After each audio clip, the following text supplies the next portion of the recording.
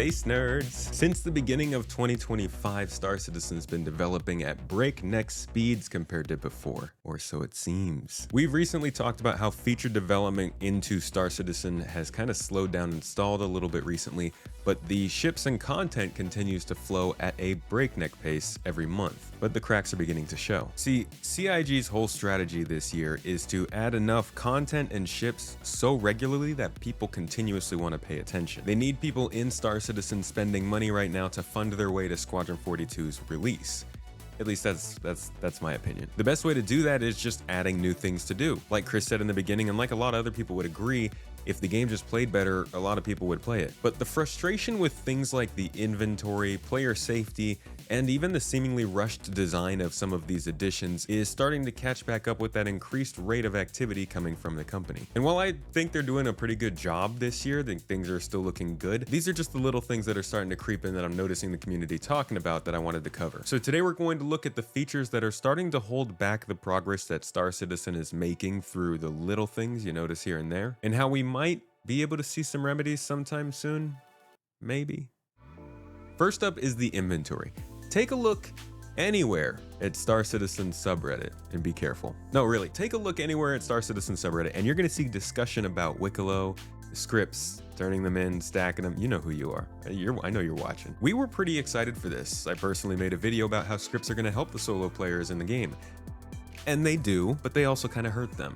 It's not really the scripts that are the problem. This is just exposing a problem that Star Citizen has, the inventory. It's a problem. Okay, we've talked a lot about the different iterations of it, but going all the way back to the first version of this new version, which is the 3.15 version, which came after the old version of the new version, which was in like 3.12, which came after the 3.0 version, which was just a magical bag of holding. It's been a journey. And I don't think that what we have right now is anywhere near what it's supposed to be. I mean, there are plenty of examples of working inventories in the gaming world, especially in games like this. We could look at something like Tarkov to see what most people I think would want to see from a natural looting scenario in Star Citizen. But to be honest, the inventory is not a priority. Remember the video that we just covered like last week?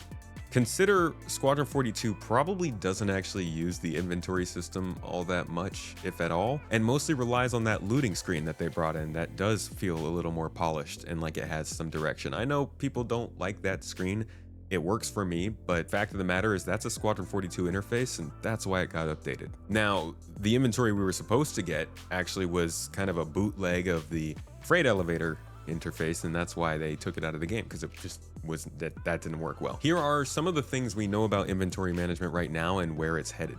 First are lockers, a really big addition people have been waiting a long time for. These are going to allow you to save loadouts so that you can quickly bing, bang, boom, grab a thing and throw it on and pow, get out the door. Basically, lockers are going to allow us to store and equip things very quickly, at least compared to what we do now. And while we've seen them drop teasers of lockers alongside their base building coverage last year, we still don't really know what's going on with them. The second thing with inventory management is that modular bags were actually planned in the past, and they were going to help people store a little bit more stuff on them as they moved around, especially with clothes. I think this is something that might happen when clothes start to become more important, which is kind of happening in 4.2 and probably continue from there. So maybe this comes back. We haven't had it confirmed in a while, so I don't know if it's even still included. The third thing we know about inventory management is that it is being worked on for Star Citizen. In the February monthly report, the team was working on the concepts for the new... I have concepts of a plan. So there's still work to be done on that, but we know they're working on it. It is confirmed, guys. There will be a better management of the inventory system at some point. The other area where problems are starting to pop up is security. The PvP versus PvE debate is as fervent as ever. Every time a new update drops, a new sandbox location is added, players go to these locations and they get gunned down, being left to feel unsafe to visit these new shiny spots that CIG's adding to the game. Nothing is safe and we need PvE star systems. Players will always find a way to hurt other players. And this is true. Players do always find another way. We're really bad people sometimes. But there are still some deterrents to bad actors that we need to actually see in practice before I think they should make any really big calls. For one, security is really important. It just doesn't exist. I mean, there's supposed to be people who come to your aid when you get attacked. People who are wanted in a system like Stanton are supposed to be constantly tracked by security.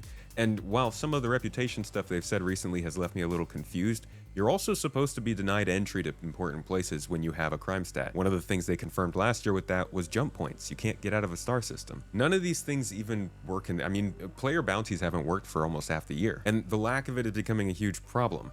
Not really because it ruins the game right now. Yes, that's frustrating, and they are selling it as a live service, so they should be protecting the players who jump in for it. But mostly because it's ruining the perception of what this game's supposed to be. For example, look at how they handled item recovery.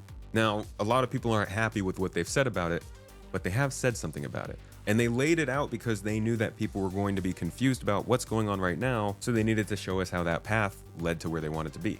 They haven't really done that with security.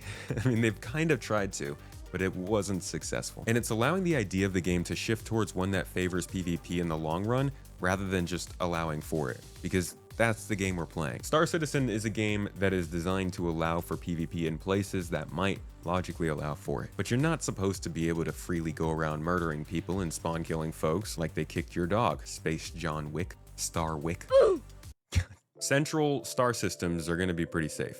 Even the bases in those star systems are going to be indestructible. Starting locations, confirmed by Aaron Roberts pretty recently, are going to be very, very safe for players. And there are going to be instanced locations for gameplay as well, both in cities and out in space. Like, they are very, very aware that there has to be some level of basically guaranteed safety for people. Where players want to be able to find the PvP versus where players don't want to find it.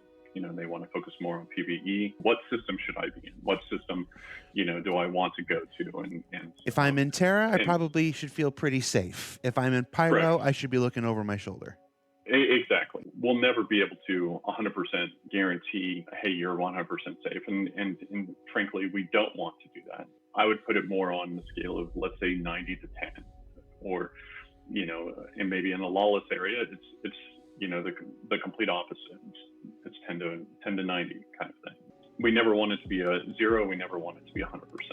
But players will always find a way. It's true. There will be edge cases here. There's no doubt about it. But I think we see how this strategy could work. I mean, we haven't even talked about the entirety of the PvE version that is Arena Commander outside of Star Citizen. But honestly, that stuff kind of gets lost in the noise in this sort of conversation when CIG is selling a live service game to people who are looking for an experience that this game is woefully underfeatured to deliver. I mean, we're still working on getting our radar working. Honestly, this is the greatest weakness of the 2025 strategy. It's been working for them, pumping in content, getting people excited, the funding's blowing up, and honestly, a lot more players are joining at free flies at least. So to some level, this year's been a success so far, but this is kind of just creeping its way in. The game may be becoming more playable, but it's still not really becoming more approachable. Folks want to have a good time when they're jumping into games like these, especially right now when there's a lot of cool space games coming out.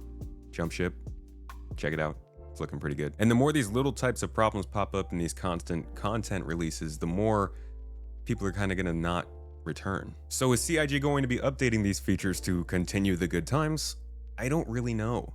It's a weird year. It's been a subtle problem creeping in, and I think we're all kind of anticipating that this would happen, but CIG is a big company, and they're on a mission at this point. They know that this is gonna happen, I think, but they're hoping that they can outpace it by the additions that they're making. And this just might not change course until the end of the year at the earliest. But that's not all. We know that there is feature progression going on via the monthly reports every month, but we also know that engineering and radar and scanning FPS are going to be going to the EPTU soon for some more testing, so it does seem like they're getting somewhere with the features. I don't know about these specific ones. And Yogi Klatt confirmed recently on Spectrum that both quantum travel and control surfaces aren't really close to getting into the game, and quantum travel is just one of those things that's starting to show the cracks. While AI is performing better since server meshing was added, we still haven't really heard anything about security specifically coming into the game either. Like I said, this is the sort of game that when you're in an area where you've gotten in trouble, you should be too busy dealing with security to care about the players that are flying around. But that's not even close to reality yet. We don't even get interdicted or scanned by security anymore in this game. They've got a ways to go. And there hasn't been much talk about it since then. There are plenty of references to how this security and safety system would work throughout the development though.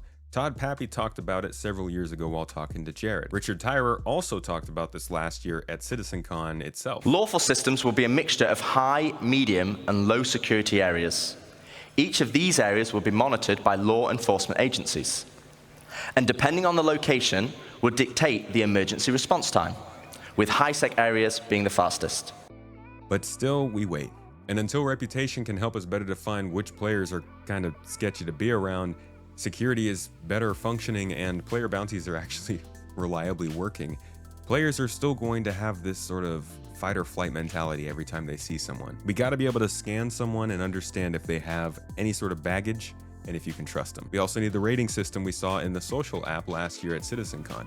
There are several different ways that we should be able to understand who we can and can't trust and make decisions before it comes down to that pull the trigger or run kind of moment. And honestly, I gotta say, being in an org helps with this, not because you have to come to weekly events and guaranteed gameplay. You don't have to do that for our org. GII is actually a pretty casual place if you want it to be. You can join us and play once a year if you'd like.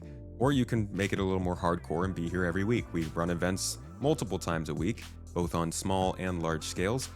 But the reason that I think you should sign up for an org is because it's nice to just have a group of friends you can rely on when you need to that are abiding by the same rules and understanding as you. You don't have to pledge your allegiance. Don't spill blood for them. Don't even sacrifice your firstborn, okay? Leave it at home. Put it down. Leave it at home. Don't take it to the bar, citizen. Just find a group of people that you like and hang out with them. It's pretty good time in this game if you got somebody to get your back. CIG knows that we want this stuff in the game, and they know how we want it. Even on the poll on this channel recently, you said you want these natural security implementations. I think it's going to be a mix of all three. We're going to have instanced battle locations separating the content that people want outside of player interactions. We're going to have security measures in-game that will keep players from doing certain things. And then we will also probably have some level of armistice in certain areas at all times. The only thing we can hope is that CIG quickly iterates on this, develops the features to get this working so that people can better understand what Star Citizen is even supposed to be. If you want to keep up with the feature development on this kind of stuff regularly, I'll be covering it weekly on this channel and daily over on Space Tomato 2. I'd like to thank you all for watching till the end. Next time you see me, we will be back in Turkey. So have a good week. I'll see you over there and catch you in the next one.